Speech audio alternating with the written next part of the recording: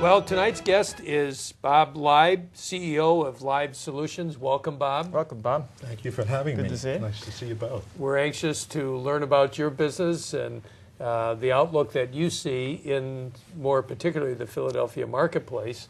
Tell us about Leib Solutions. Leib Solutions is a full-service commercial collection agency located in Gibbsboro, New Jersey. We've been in existence for some 25 years. And for the most part, we handle on a general basis commercial claims for companies from all kinds of verticals, from property and casualty insurance companies to managed care companies to banks, professional organizations such as law firms, accounting firms, and so on. So your business is business to business? Strictly, with a few exceptions, as an accommodation to some of our clients, we are mainly business to business. Okay. I would say about 97% of our intake is commercial. Okay. We have a no noise culture. What I wanted to say in the very beginning is that we don't intensify conversations. We talk with people. We listen to people. We follow up with companies, and that culture has worked for us for 25 years.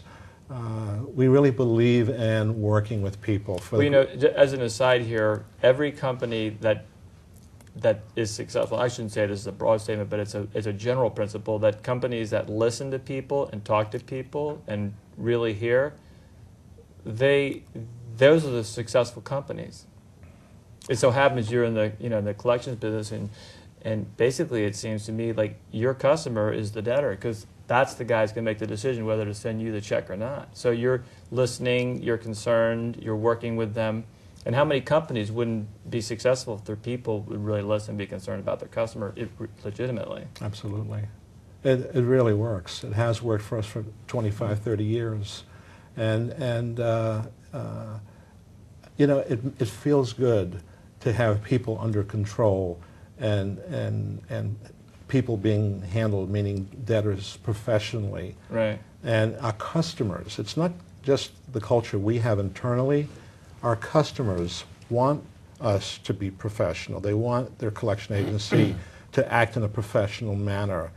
No noise is very good for them as well. They really don't want escalation. Could you go into like family therapy as well, listening and being concerned and talking to people? Yeah. Well, you know, is that a side business you've got going?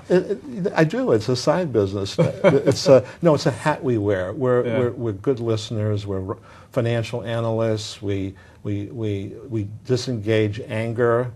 It could happen to any one of us to be in a position where, Sure. through a series vicious serious circumstances where things go wrong and suddenly you're behind the 8 ball. Yeah. And wouldn't it be nice if somebody would work with you and listen to what you have to say and help you accomplish a very awkward moment in your life? So what are you finding in the marketplace? Are you finding a lot of demand for your services because companies are having trouble with the process, they get fed up, or what are you finding in this market? Finding in this market placement is through the roof. I mean, that's a good thing for our business model. As an American, I would say it's a little distressing that maybe we haven't been able to help small business in such a way that they are in a position to pay their bills. But the good guy, so to speak, becomes the bad guy, because when they're not able to pay their bills, they're forced to turn over clients that they've tried to cultivate over the last 25 years. And so we find this is a counter-cyclical phenomenon in our business. When the economy is bad, placement is greater.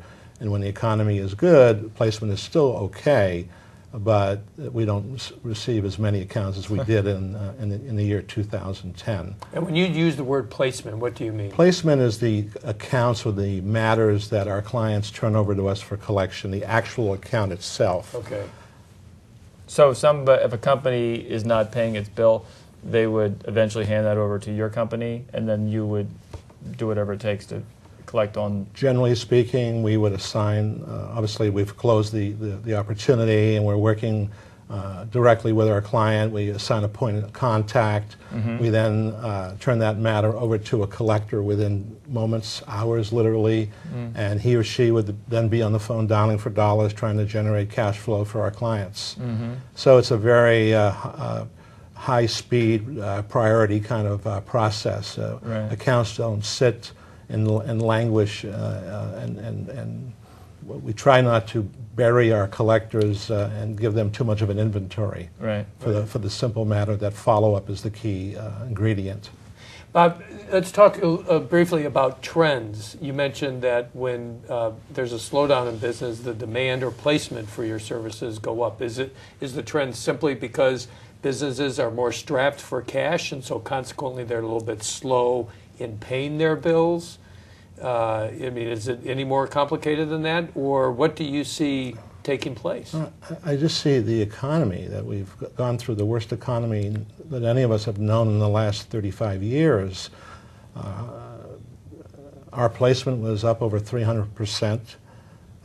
Placement meaning number of new customers, number of total dollars that were placed for collection by our clients. Oh, so your placements were up 300%, which 300%? Yes. That's a big we number. literally tripled the amount of placement from last year, year over year. Yeah.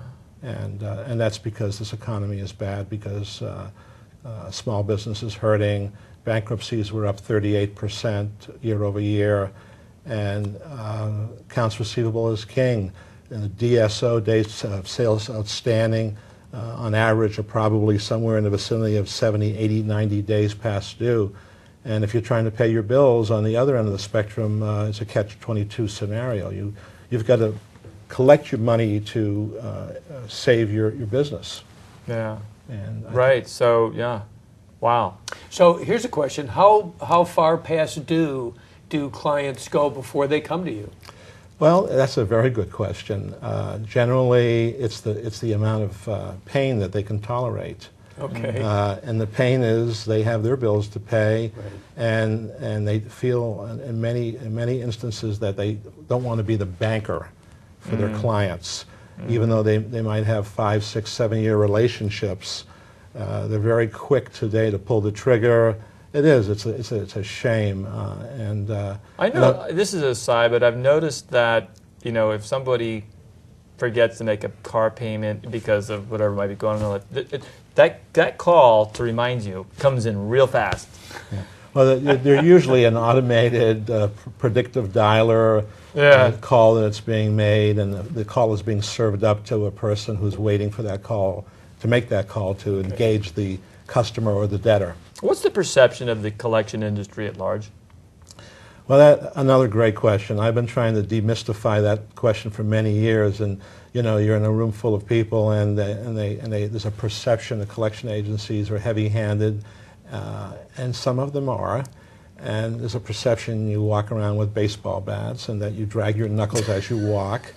And I cringe when I hear that. I literally cringe. Check his knuckles, Dave. Yeah, check my knuckles. Everything's above board here. And this is a fiduciary responsibility that we have for our clients. Right. We've taken very seriously that when we represent a customer, that we do the best we can. We've never been sued in 35 years of business. We've never been reported to the Better Business Bureau for any misdeed, and so we take our reputation very strongly.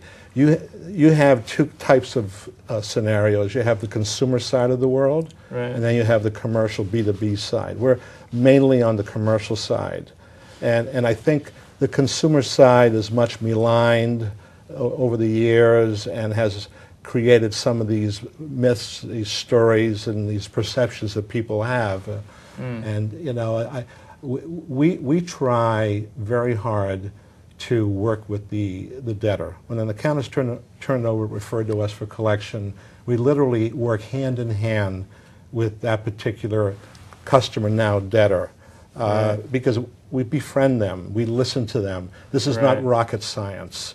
And we try and work and structure a payment arrangement that works for them, that's realistic, that they can live with. And oftentimes that allows that invoice to get from the bottom of the pile to the top of the pile, just by working with people. It's like, you know, buttering the bread, and it comes back. People work with you. If it's not been buttered, it comes back buttered, and it just has a sense of you're all of us. More done. You get bees like honey, and more with honey. You're more with the honey than the vinegar. How many employees do you have in your business? Yes, 32. Okay. And is that up from 12 months ago? It is. We have hired 7 to 8 people within the last several months, and I think we'll be hiring another 4 to 5 people this year. Yeah. Slow, measured growth is my philosophy, okay. and follow-up is the other philosophy. Don't have too many accounts and inventory per collector that they can't follow up on. We were talking before the show about that pin you have on your jacket, and it says 100, and you have a recognition for your business that sounded very impressive about your growth. Thank you. Well, we've been chosen over the last 23 years. We've been a Philadelphia 100 winner, the Philly 100, 8 times. Which is sponsored by? Which is sponsored by the Entrepreneurs Forum of Greater Philadelphia, the Philadelphia Business Journal, and the Wharton Small Business Group. Wow. Small Business School. Congratulations on that. Thank you. Very proud of that. I don't ever miss an opportunity to wear my pin. Yeah. Well, that's a testament to your approach to business. Thank you. Right. We wish you continued success. It's been very insightful, and thank you, Bob, for sharing that with us. Thanks for the insights, and we appreciate that. I've really enjoyed this. Thank you so much. That's been great. And be sure to tune in to our next guest, who is John Seitz, who is Managing Director of Mayo Seitz Media. He'll fill us in with different forms of media, how to be effective, and how to manage that in running a business. And thank you for watching. In the meantime, always remember, your money matters.